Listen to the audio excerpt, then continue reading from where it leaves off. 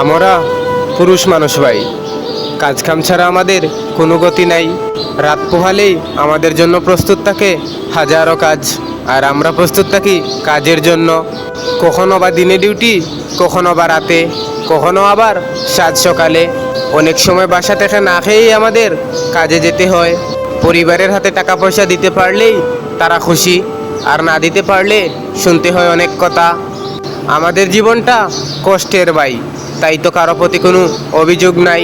জীবনে চলার পথে চিনতে মানুষ করেছি ভুল, তাই তো দিতে হচ্ছে আজও ভুলের মাসুল।